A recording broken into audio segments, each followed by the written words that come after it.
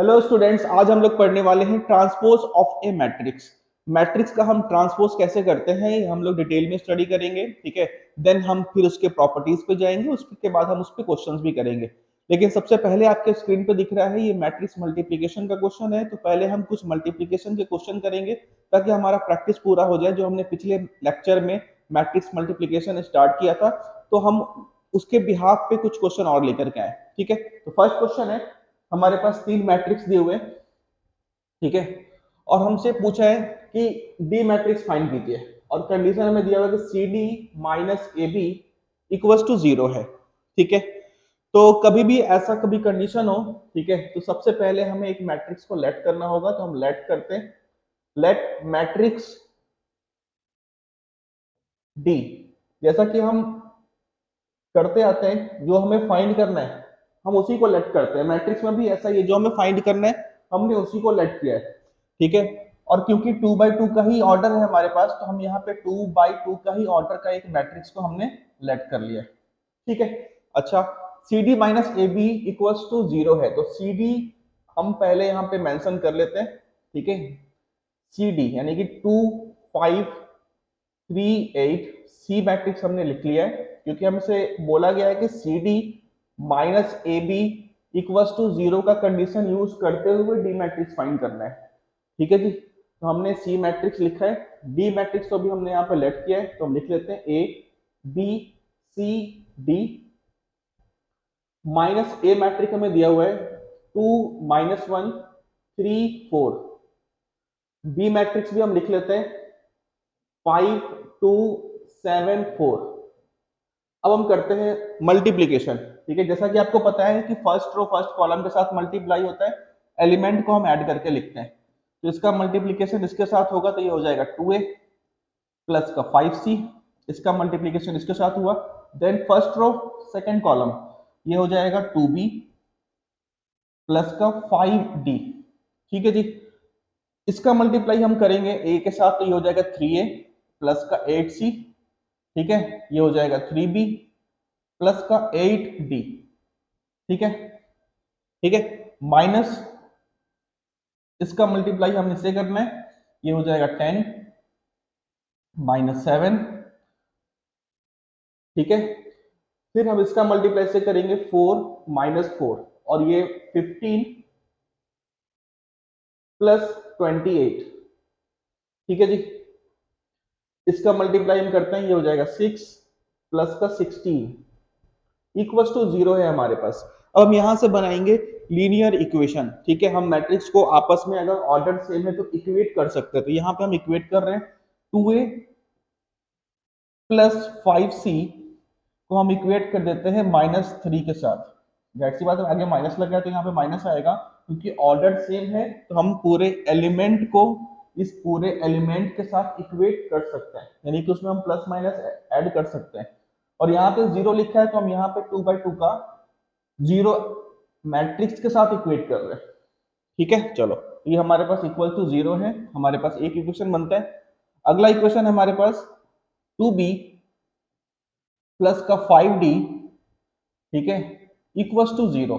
ठीक है, equation number second हो गया ये। थर्ड है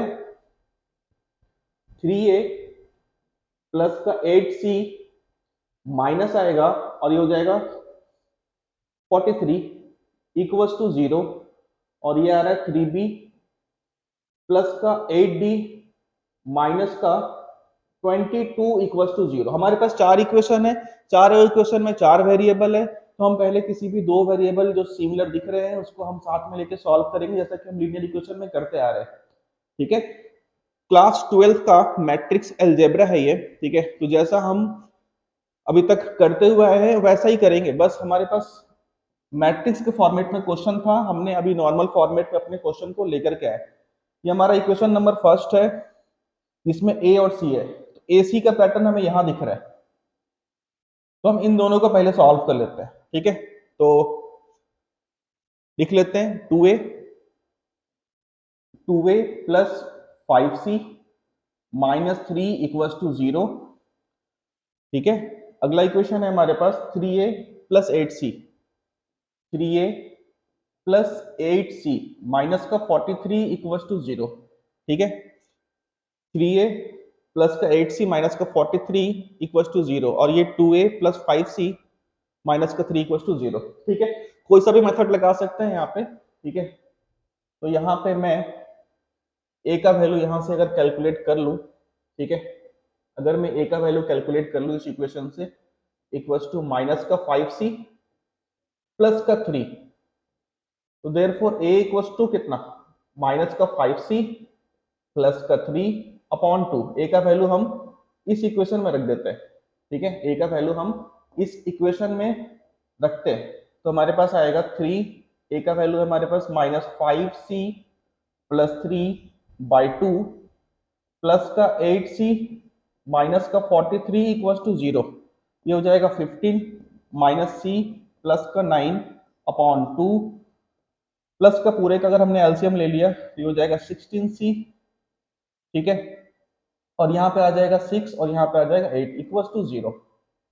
ठीक है, अब यहाँ पे दिख रहा है, ठीक है, क्योंकि यहाँ पे माइनस का 15 है, माइनस का 15 है और ये प्लस का 16 है।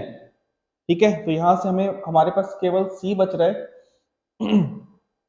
2 तो चला गया उधर। अगर हम 9 इसमें सब्सट्रैक्ट करते हैं तो हो जाएगा 77, मतलब हमें डायरेक्टली c का वैल्यू मिल रहा है। c का वैल्यू कितना हो जाएगा जी, c का वैल्यू हो जाएगा प्लस का 77।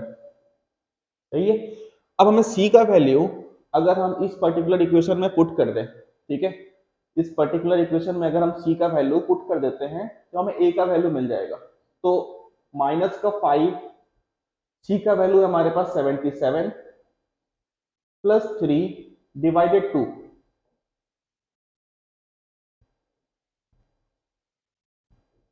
ये हो जाएगा 385 माइनस का, तो यहाँ पे अगर हम सॉल्व कर रहे हैं 2 और ये है 8 और ये है 3 माइनस बाई 2 कैंसिल आउट करेंगे तो हमारे पास आ रहा है, ठीक है, माइनस का 191, मतलब कि हमने a का भी वैल्यू कैलकुलेट कर लिया और हमने c का भी वैल्यू कैलकुलेट कर लिया। सिमिलरली हम बचे हुए दो इक्वेशन को भी सॉल्व करेंगे तो हमें वैल्यू b और d का भी मिल जाएगा। करते हैं 2b plus 5d, 2b 2b plus का 5d इक्वल्स टू 0 है। ठीक है, अगला इक्वेशन है हमारे पास 3b plus 8d minus 22, 3b plus 8d, तो 3b प्लस 8d माइनस का 22 इक्वल्स टू 0। यहाँ पर भी हम सेम काम कर देते हैं। ठीक है, b इक्वल्स टू हमारे पास आएगा माइनस 5d बाई 2, अगर हम यहाँ पे b का वैल्यू रखते हैं तो हो जाएगा माइनस का 15d बाई 2, अगर हम एलसीएम लेते तो यहाँ हो जाएगा 16d और एलसीएम लेकर के यहाँ पे करेंगे तो 44 इक्वल्स टू 0। तो ये हो जाएगा d का वैल्यू हमने कैलकुलेट कर लिया विच इज 44। ठीक है, अगर हम d का वैल्यू पुट करेंगे तो हमें b का भी वैल्यू मिल जाएगा। तो ये हो गया माइनस का 5, d का वैल्यू है 44, ठीक है, अपॉन 2, 2 से इसको कैंसिल करा 2, तो ये हो जाएगा माइनस का 110। ठीक है जी, तो आप देख रहे हो कि यहाँ पे जो हमारा काम है, ठीक है, हमें मैट्रिक्स तो दिया हुआ था लेकिन हमें एक C D minus A B का यूज करना था। तो जब कभी भी ऐसा आए तो हम पूरे मैट्रिक्स को ही लेट करेंगे जितना ऑर्डर का हमें मैट्रिक्स दिया हुआ है। 4 वेरिएबल क्रिएट होंगे, चारों का वैल्यू फाइंड करेंगे। ठीक है, लीनियर इक्वेशन हमारे पास बनेगा, फिर हमारे लिए बिल्कुल क्लास 10th का क्वेश्चन है। ठीक है, और ये क्लास 12th का अलजेब्रा है, तो हमें तो पहले का अलजेब्रा तो आता ही है, तो वहां तो प्रॉब्लम होने वाला है नहीं हमें। नेक्स्ट हम देखते हैं, हमारे पास नेक्स्ट क्वेश्चन है। ठीक है, मल्टीप्लीकेशन का ही क्वेश्चन है। 3 मैट्रिक्स आपस में दिए हुए हैं हमें मल्टीप्लीकेशन फॉर्मेट में, हमें एक्स का वैल्यू हमसे पूछा गया है। ठीक है, तो करते हैं मल्टीप्लाई। एक बार चाहे तो हम लिख लेते हैं 1 2 1, 1/3 का है ऑर्डर इसका, ये है 1 2 0 2 0 1 1 0 2, ये 3 क्रॉस 3 है, और ये है 0 2 x, ये है 3 क्रॉस 1 इक्वल टू 0 में दिया हुआ है। तो हमें देखना है कि पहले हम किसको मल्टीप्लाई करें। अगर हम इसका मल्टीप्लाई करते हैं तो भी पॉसिबल है, 3 क्रॉस 1 का आएगा, कोई प्रॉब्लम नहीं है, इसका भी मल्टीप्लाई हम करके लिख सकते हैं। यहाँ पे इसका कॉलम इसका रो इक्वल है, इसको भी मल्टीप्लाई हम पहले कर सकते हैं, प्रॉब्लम नहीं आएगा। ठीक है, तो करते हैं मल्टीप्लाई, इसी का मल्टीप्लाई कर लेते हैं। First row first column, resultant matrix हमारे पास कितना बन रहा है, 1 रो 3 कॉलम, तो 1 रो 3 कॉलम, इसका मल्टीप्लाई करते हैं हमारे पास हो जाएगा 1 4 1। ठीक है, एक एलिमेंट यहाँ पे आ जाएगा ये 2, जीरो से तो जीरो ही हो जाएगा, और ये आ जाएगा 0, ये 2 और ये 4 के इक्वल। ठीक है जी, अच्छा ये भी 2 ही होगा, ये हमारे पास आ जाएगा 2 और ये हो जाएगा 2, सॉरी। ठीक है जी, यहाँ पे जो हमारे पास 0 2 x दिया हुआ है ये एज इट इज ही लिखेंगे। अब हमारे पास यहाँ पे आ रहा है 6 2 4, अब हमें इसका मल्टीप्लाई इसमें करना है 0 2 x में, तो हमें दिख रहा है एक रो है 3 कॉलम है, तो एक रो 3 कॉलम, यानी कि यहाँ पे दिख रहा है 3 रो 1 कॉलम, मतलब हमारे पास जो रिजल्टेंट मैट्रिक्स आएगा वो सिंगल यानी कि 1 बाई 1 का आएगा। तो करते हैं मल्टीप्लाई, इसका मल्टीप्लाई करेंगे तो ये तो 0 ही हो गया, ये हो जाएगा 4, और 4 प्लस का 4x इक्वल्स टू 0 मैट्रिक्स के साथ हम इक्वेट कर देंगे, तो x का वैल्यू हमें मिल रहा है -1। ठीक है जी, चलो नेक्स्ट क्वेश्चन है हमारे पास। ठीक है, अब यहाँ पे पिछले क्वेश्चन में अगर आप देखो तो हमें केवल एक बार ही x दिया हुआ था, तो हमें सिंगल वेरिएबल मिला, तो हमारा काम बिल्कुल ही आसान था। ऐसा नहीं कि इसमें मुश्किल है, बट प्रॉब्लम यहाँ पे ये है कि 2x दिख रहा है, तो माइंड पे ही होना चाहिए कि कम से कम 2x है तो क्वाड्रेटिक तो बनने वाला है, बट उससे कोई प्रॉब्लम है नहीं। तो हम यहाँ पे डायरेक्टली इसका इसका मल्टीप्लाई कर लेते हैं, तो मल्टीप्लाई करेंगे तो ये हो जाएगा x। ठीक है जी, ये हो जाएगा 0 और ये हो जाएगा -2। इतना बड़ा हमारे पास आएगा नहीं क्योंकि 1 क्रॉस 3 रहने वाला है। ठीक है, हमने इसका मल्टीप्लाई कर लिया, ये 0 और ये हो जाएगा -10, इसका मल्टीप्लाई से करते हैं, ये हो जाएगा 2x -5 -3, बच क्या रहा है, बच हमारे पास रहा है x 4 1। ये हमारे पास 0 मैट्रिक्स है, चाहे तो हम ऐसा भी लिख सकते हैं, चाहे तो हम उसको हॉरिजॉन्टली भी शो कर सकते हैं, एज पर जो हमारा नीड होगा हम उस पर काम कर लेंगे। ठीक है, ना भी लिखे तो कोई प्रॉब्लम नहीं है, अगर 0 भी लिख रहे हैं तो कोई प्रॉब्लम वैसे तो है नहीं। ठीक है, तो करते हैं मल्टीप्लाई, इसका मल्टीप्लाई हम इससे कर रहे हैं, तो ये हो जाएगा x² माइनस का 2x, ठीक है, माइनस का 40, ये पूरा ही मल्टीप्लाई होगा, प्लस का 2x माइनस का 8 इक्वल टू 0, ये 2x कैंसिल हो रहा है, x² माइनस का 48 इक्वल टू 0 है, तो x equal to under root 48, तो x इक्वल टू,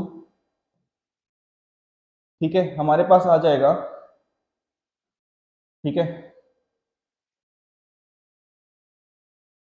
4√3, x का हमारे पास वैल्यू जो आ रहा है वो 4√3 के इक्वल आ रहा है। ठीक है, तो मैट्रिक्स मल्टीप्लाई में हमारे पास इस टाइप से क्वेश्चन रह सकते हैं। ठीक है, आगे हम देखते हैं हमारे पास नेक्स्ट जो क्वेश्चन है। ठीक है, ये भी मैट्रिक्स मल्टीप्लिकेशन से ही रिलेटेड है, बट यहाँ पे थोड़ा सा डिफरेंट क्या दिया हुआ है कि हमें a² का वैल्यू दिया हुआ है कि वो a के इक्वल है, और हमसे ये पूछा गया है, करते हैं solve, identical matrix plus a matrix का whole cube -7a whole cube करते हैं, आइडेंटिकल मैट्रिक्स का क्यूब, यहाँ पे हो जाएगा a³ प्लस का 3i² इंटू a प्लस का 3i² माइनस का 7 है।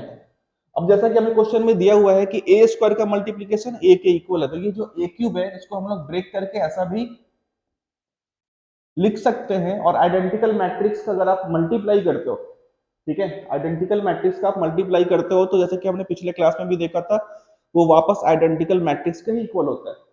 तो हम यहाँ पे लिखते हैं i² अगर हम करते हैं तो वापस में वो आइडेंटिकल मैट्रिक्स के ही इक्वल होता है, प्लस a² a के इक्वल है तो हमने a लिख लिया है।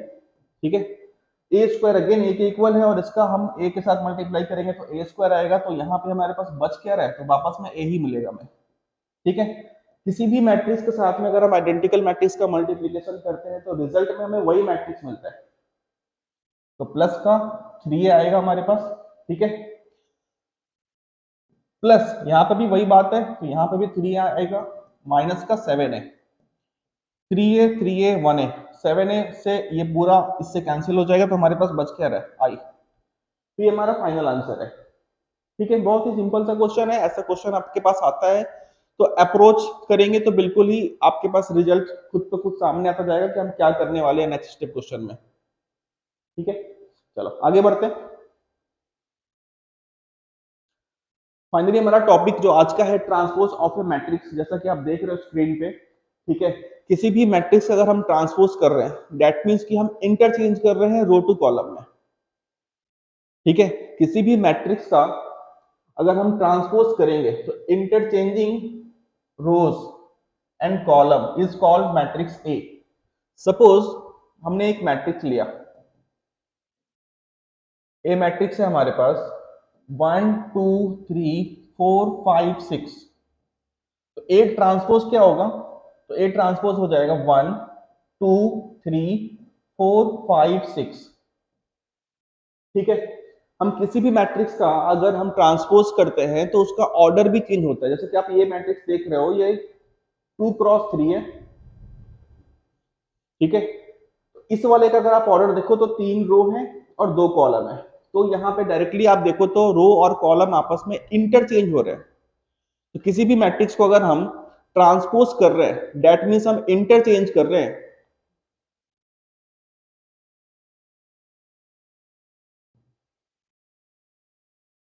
ठीक है, सिंपल कंसेप्ट है। ठीक है, तो अगर हमें कोई सा भी मैट्रिक्स दे, ठीक है, लाइक अगर हमें ए दिया हुआ है 4, ए ट्रांसपोज कितना होगा, तो इसको तो कोई फर्क ही नहीं पड़ेगा, ये तो 4 के ही इक्वल आएगा। ठीक है, अगर हमारे पास कोई एक ए मैट्रिक्स दिया हुआ है 1 2, इसका अगर हम ट्रांसपोज करें तो हमारे पास 1 2 के इक्वल आ जाएगा। ठीक है, चलो अब ट्रांसपोज पे हम देख लेते हैं कि ट्रांसपोज का क्या क्या प्रॉपर्टीज होता है, देन हम क्वेश्चन पे जाएंगे। तो प्रॉपर्टीज सबसे पहले ट्रांसपोज का हम देख लेते हैं। ठीक है, तो फर्स्ट प्रॉपर्टीज है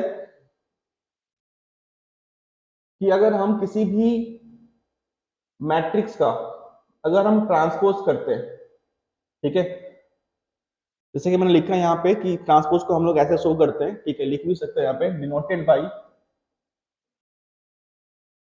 डिनोटेड बाई ऐसा शो करते हैं ए ट्रांसपोज। ठीक है, या तो आप ऐसा भी कर सकते हो, ए और एक स्मॉल टी रहता है यहाँ पे। ठीक है, ट्रांसपोज को हम लोग या तो ऐसा शो करते हैं या तो ऐसा शो करते हैं।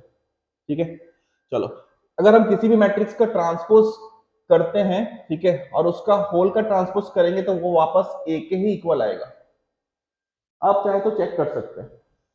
सेकंड, अगर हमारे पास के ए का अगर हम ट्रांसपोज कर रहे हैं तो के कांस्टेंट है, उससे कोई फर्क नहीं पड़ता उसको, तो वापस वो ए ट्रांसपोज के इक्वल आएगा। थर्ड प्रॉपर्टी है ए प्लस बी का अगर हम ट्रांसपोज करते हैं तो वो A transpose plus B transpose के इक्वल आता है। फोर्थ प्रॉपर्टी है अगर हम ए बी का होल का ट्रांसपोज करते हैं तो वो बी ट्रांसपोज ए ट्रांसपोज के इक्वल आता है। ठीक है, और ये बहुत ही इंपॉर्टेंट प्रॉपर्टी है। ठीक है, अगर हम ए बी का होल का ट्रांसपोज करते हैं तो वो बी ट्रांसपोज ए ट्रांसपोज के इक्वल आता है। सॉरी, फिफ्थ नंबर है हमारे पास ए बी सी, अगर हमने तीन मैट्रिक्स का मल्टीप्लीकेशन किया और उसका अगर हम ट्रांसपोज करते हैं, ठीक है, तो वो C transpose B transpose A transpose के इक्वल आएगा। ठीक है जी, अब आता है इस पे क्वेश्चन, तो हम क्वेश्चन करते हैं। ठीक है, प्रॉपर्टीज बहुत ही सिंपल है, आप चाहो तो चेक कर सकते हो। सपोज अगर मैं यहाँ पे एक एग्जांपल लूं, एक ए मैट्रिक्स लिया हमने 1 2 0 5, इसका ट्रांसपोज किया तो रो और कॉलम में इंटरचेंज होता है, तो ये आ जाएगा। अगर वापस हमने इसी का ट्रांसपोज कर दिया है ना, वापस हमने इसी का ट्रांसपोज कर दिया, तो वापस इसी के इक्वल आ जाएगा। ठीक है, अगर हम किसी भी मैट्रिक्स में के का मल्टीप्लाई करें, ठीक है, तो चाहे तो हम ट्रांसपोज कर लें उसके बाद मल्टीप्लाई करें, चाहे तो पहले मल्टीप्लाई करके ट्रांसपोज करें, तो फर्क नहीं पड़ता, वो इक्वल ही आने वाला है। ठीक है जी, चलो नेक्स्ट हमारे पास क्वेश्चन है कि ए मैट्रिक्स का हमें ऑर्डर दिया हुआ है 4x3। एक ए मैट्रिक्स है जिसका हमें ऑर्डर गिवन है 4x3 है। बी मैट्रिक्स हमें दिया हुआ है जिसका हमें ऑर्डर दिया हुआ है 4x5। सी मैट्रिक्स भी है जिसका हमें ऑर्डर पता है 7x3। देन हमसे पूछा यह है कि अगर हम ए ट्रांसपोज बी इसका होल ट्रांसपोज करते हैं और सी ट्रांसपोज करेंगे, ठीक है, तो क्या ऑर्डर आने वाला है इसका। तो सबसे पहले ये है कि हम इसका ए का ट्रांसपोज करते हैं।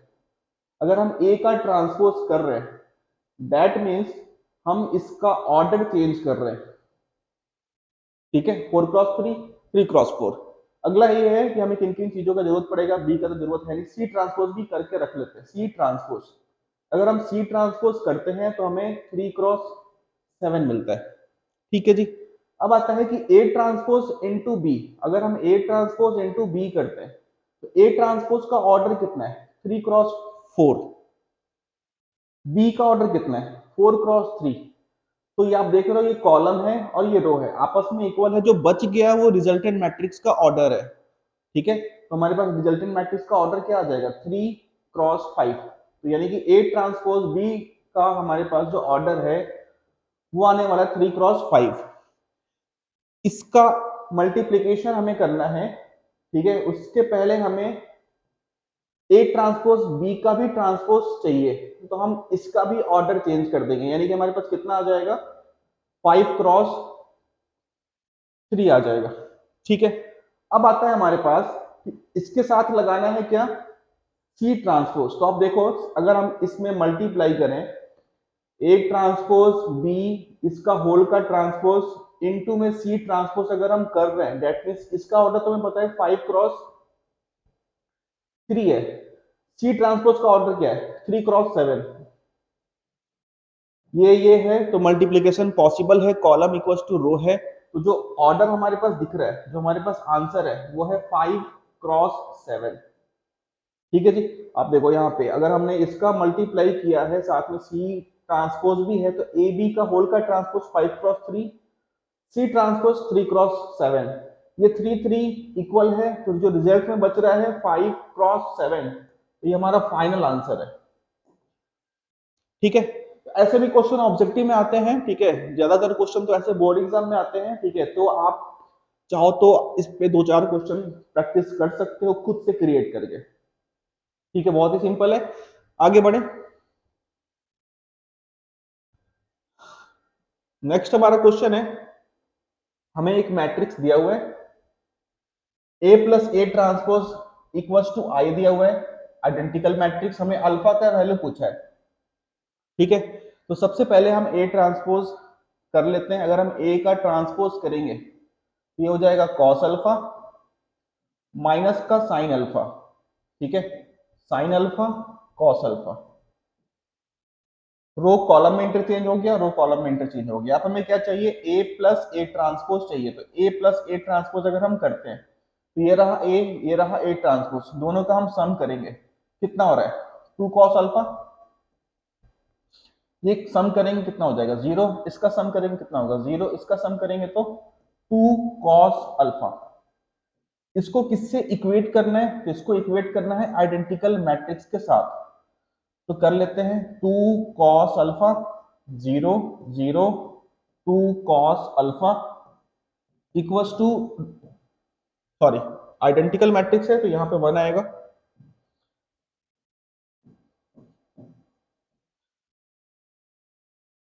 तो 2 कॉस अल्फा इक्वल्स टू 1 आ रहा है, यानी कि कॉस अल्फा इक्वल्स टू 1/2। अब 1/2 कॉस कब होता है? तो कॉस 60 पे 1/2 होता है, यानी कि हमारे पास अल्फा का जो वैल्यू आ रहा है वो है π/3, यानी कि अल्फा का जो वैल्यू है वो है हमारे पास π/3। ठीक है,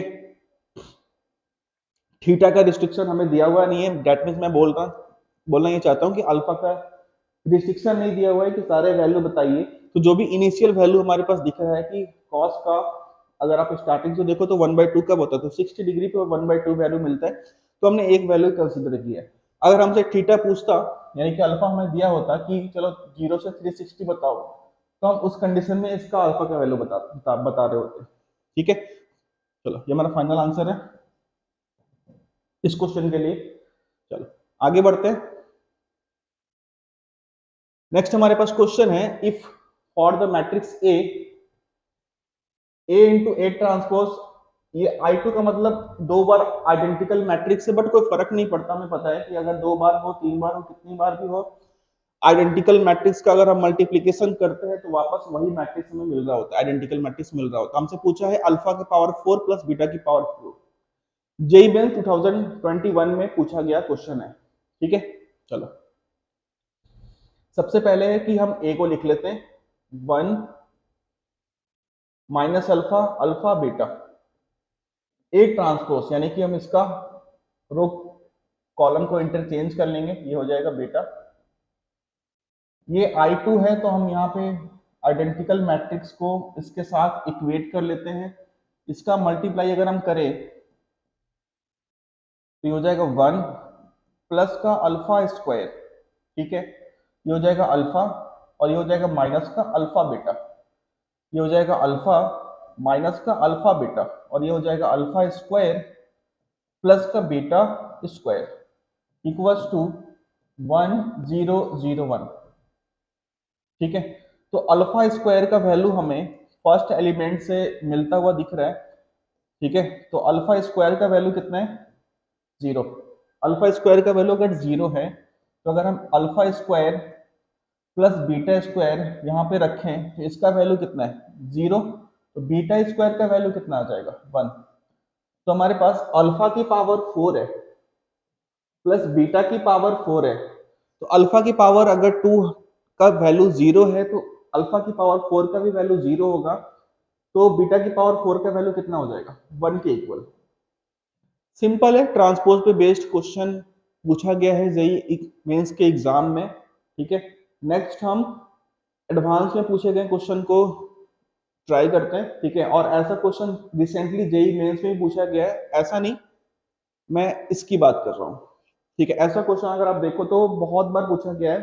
ठीक है, थोड़े से यहाँ पे फॉर्मेट को चेंज करके जेई मेंस में भी पूछा गया है बहुत बार। वैसे तो ये आईआईटी जेई 2003 का क्वेश्चन है, बट हाँ ये जरूर आपके प्रैक्टिस में होना चाहिए। ए मैट्रिक्स आपको दिया हुआ है, A plus B plus C equals to 1 है। A transpose into A equals to identical matrix है, इस कंडीशन का हमें यूज करना है और हमसे पूछा ये जा रहा है। ठीक है, तो करते स्टार्ट ए ट्रांसपोज इनटू ए। तो हम पहले ए ट्रांसपोज इनटू ए कर लेते हैं। ठीक है, एक बार हम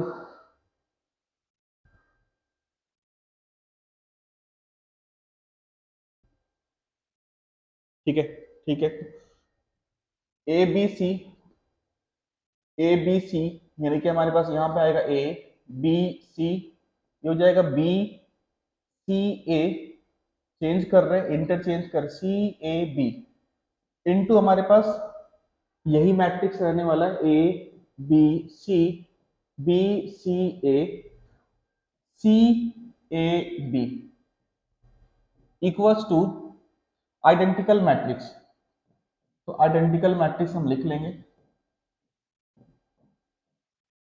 नेक्स्ट है, अगर आप देखो, ठीक है, तो ऑलमोस्ट सारे एलिमेंट ट्रांसपोज करने के बाद भी इक्वल आ रहे हैं। ठीक है, ऑलमोस्ट का मतलब सारे इक्वल ही है अगर आप देखो तो करते मल्टीप्लाई, अगर आप इसका मल्टीप्लाई इससे करते हो तो क्या बन रहा है? A square plus B square plus C square, ये किसके इक्वल है? तो ये 1 के इक्वल है। ठीक है जी। अगर आप इसका मल्टीप्लाई इससे करते हो, ठीक है, तो आपके पास आता है ए बी प्लस का बी सी प्लस का सी ए, ये 0 के इक्वल है। बिल्कुल सही है। ठीक है। अगर आप इसका मल्टीप्लाई इससे भी करते हो तो आप देखो ए सी आएगा, ए सी यानी कि ए सी सी ए बोथ आर सेम है। ठीक है, क्योंकि 4 इंटू 3, 3 इंटू 4 सेम होता है। तो ये A B, sorry A C B A, B A C B, तो आप किसी से भी मल्टीप्लाई करो तो वही आ रहा है। तो हमने एक इसका केस यूज किया। अगर आप इसका मल्टीप्लाई बी सी ए का मल्टीप्लाई इससे करोगे तो आप देखोगे कि ये मिल जाएगा आपको सेम, बी स्क्वायर सी स्क्वायर ए स्क्वायर। ठीक है। तो हमने बस उसी को किया है जिसका हम यूज कर पाएंगे, क्योंकि हमसे पूछा क्या गया है? क्यूब पूछा गया। क्यूब पूछने का मतलब आप समझ रहे? क्यूब पूछा गया मतलब हमें A cube plus B cube plus C cube minus का 3abc equals to a plus B plus C into A square plus B square plus C square minus का ए बी माइनस का B C minus का C ए। ठीक है। हमें पता है कि हमें एबीसी, हमें पता है एबीसी का वैल्यू क्वेश्चन ने दिया ही था कितना? 1। ए प्लस बी प्लस सी, ये हमें कैलकुलेट करना होगा। कैसे करेंगे? तो हम इसका यूज करेंगे। ठीक है, किसका यूज? इसका। कैसे? तो देखते हैं। ए प्लस बी प्लस सी का अगर हम होल स्क्वायर करते हैं, ठीक है जी, ए प्लस बी प्लस सी का अगर हम होल स्क्वायर करते हैं तो हमें क्या मिलता है? A square plus B square plus C square. ठीक है, प्लस का 2 में कॉमन ले रहा हूं, ठीक है, क्योंकि मुझे पता है कि A B plus B C plus C ही लिखना है, इसका वैल्यू मुझे पता है। तो फिर भी एक बार लिख लेता हूं, 2ab plus B C plus C A, इसका वैल्यू तो मुझे पता है 0, तो ये तो पूरा टर्म तो 0 ही हो जाएगा। ठीक है। और इसका वैल्यू ए स्क्वायर प्लस बी स्क्वायर सी स्क्वायर का वैल्यू में पता है 1। तो हमने इस वाले फॉर्मूले से हमने एबीसी का वैल्यू कैलकुलेट कर लिया है, बिल्कुल प्लस माइनस 1 ही होगा। ठीक है। But according to question, question ने हमें बोला है कि ABC are real positive number, तो हमने एबीसी का वैल्यू जो है वो पॉजिटिव ही लेना है, तो हम यहाँ पे उसका यूज करेंगे। ठीक है। एबीसी का वैल्यू हमारे पास कितना है? 1। ठीक है जी। A square plus B square plus C square का जो वैल्यू है, ठीक है, आप देखो तो ये भी 1 के ही इक्वल है, तो हम यहाँ पे भी लिख लेते हैं 1 माइनस, अगर आप इसमें कॉमन लेते हैं हम, ठीक है, तो हमारे पास बनता है A B plus B C plus का सी ए, तो ये हमारे पास आ रहा है 1 माइनस 0। ठीक है, और यहाँ पे है -3। ठीक है, और यहाँ तो है ही A cube plus B cube plus C cube, तो A cube plus B cube plus C cube का जो वैल्यू है वो 4 के इक्वल आ रहा है।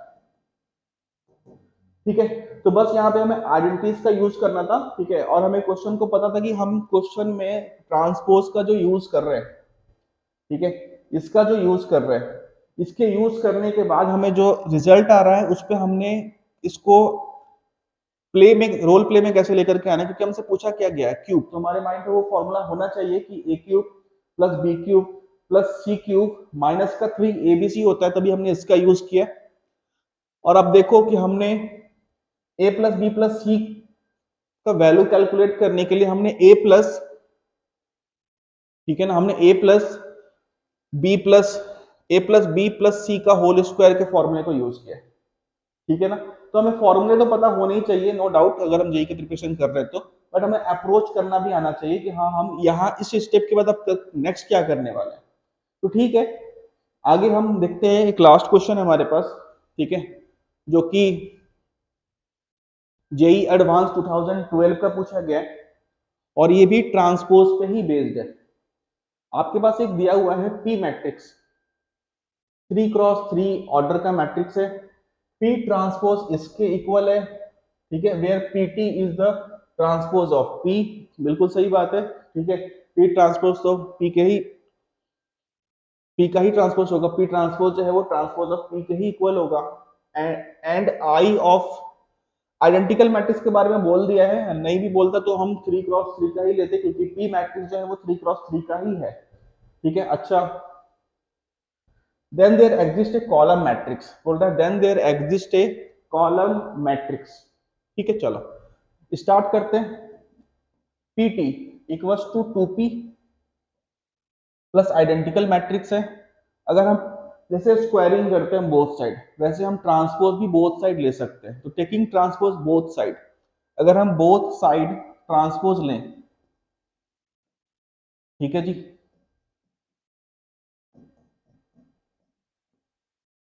तो हमारे पास ये p के इक्वल आ जाएगा 2p का ट्रांसपोज, ठीक है, प्लस आइडेंटिकल मैट्रिक्स का अगर हम ट्रांसपोज ले तो वापस आइडेंटिकल मैट्रिक्स ही मिलता है। ठीक है, आइडेंटिकल मैट्रिक्स का अगर हम ट्रांसपोज करेंगे तो ज्यादा फर्क नहीं आता। फिर अगर हम यहाँ पे पीटी का वैल्यू अगर हम पुट कर दें तो ये किसके इक्वल है, 2p प्लस आइडेंटिकल मैट्रिक्स के इक्वल है, और यहाँ पे p तो चल ही रहा है। ठीक है जी, अच्छा तो हमारे पास यहाँ पे p है, यहाँ पे है 4p प्लस का 2 आइडेंटिकल मैट्रिक्स प्लस का आइडेंटिकल मैट्रिक्स। अगर आप देखो तो यहाँ आ रहा माइनस का 3p इक्वल्स टू 3i, यानी कि p इक्वल्स टू माइनस का आइडेंटिकल मैट्रिक्स हमारे पास आ रहा है। क्वेश्चन ने ये कहा है हमसे, ठीक है, कि then there exist a column matrix x। अगर ये सारी कंडीशन है तो एक मैट्रिक्स कॉलम मैट्रिक्स एग्जिस्ट करता है x। ठीक है, बट यहाँ पे हमें दिख रहा है कि p आइडेंटिकल मैट्रिक्स के इक्वल है, तो हम यहाँ पे एक छोटा सा मल्टीप्लीकेशन चाहे तो हम कर सकते हैं। ठीक है, अगर हम बोथ साइड यहाँ मल्टीप्लाई कर ले x मैट्रिक्स का, अगर हम बोथ साइड x मैट्रिक्स का मल्टीप्लाई कर लें तो आप देखो कि px जो मैट्रिक्स है वो माइनस ऑफ x मैट्रिक्स के इक्वल आ रहा है, क्योंकि आइडेंटिकल मैट्रिक्स का अगर हम मल्टीप्लाई कर किसी भी मैट्रिक्स के साथ में करते हैं तो वापस में हमें वो रिजल्ट में वही मैट्रिक्स मिल रहा होता है। ठीक है, एडवांस में पूछा गया है, काफी पहले है। ठीक है, रिसेंटली ईयर के एडवांस के पूछे गए क्वेश्चंस हम आपके सामने लेकर के जरूर आएंगे। ठीक है, वो पूरा सीरीज ही मैं लेकर के आऊंगा, पूरे एडवांस के ही क्वेश्चन रहेंगे उसमें। ठीक है, क्योंकि अभी आप देखो तो एडवांस के एग्जाम भी आने वाले हैं। ठीक है, तो मैट्रिक्स एक ऐसा चैप्टर है जिसके जो टॉपिक हैं अगर आप एक बार कर लेते हो तो आपके माइंड पे वो चीजें सारी रहती है। इसीलिए मैट्रिक्स का क्वेश्चन ना तो बोर्ड एग्जाम में ना तो जेई के एग्जाम में छूटना नहीं चाहिए। अगर छूट रहा है मतलब आपने मेहनत नहीं करा है। ठीक है, तो मेक श्योर कि इतना तो प्रैक्टिस हो मैट्रिक्स में आपका। ठीक है, या फर्दर आपके पास जो डिटरमिनेंट्स चैप्टर है उसमें इतना तो प्रैक्टिस हो कि जो भी जेई में पूछे गए क्वेश्चन आए हैं 25 में, 24 में, 23 में, इनफैक्ट आप 22 तक भी जा सकते हो अगर आपके पास टाइम है तो उतना क्वेश्चन अगर आप लगाते हो तो मैट्रिक्स का क्वेश्चन या तो डिटरमिनेंट्स का क्वेश्चन नहीं छूटता है। और ऑन एन एवरेज 2 से 3 क्वेश्चन मैट्रिक्स और डिटरमिनेंट्स के पूछे ही जाते हैं, किसी भी शिफ्ट में आप उठा के देख लो, जेई मेंस की बात कर रहा हूं मैं। ठीक है, तो ठीक है, आज के लिए इतना ही। ठीक है, फिर मिलते हैं। ठीक है, तब तक के लिए ठीक है, बाय। ठीक है, टेक केयर।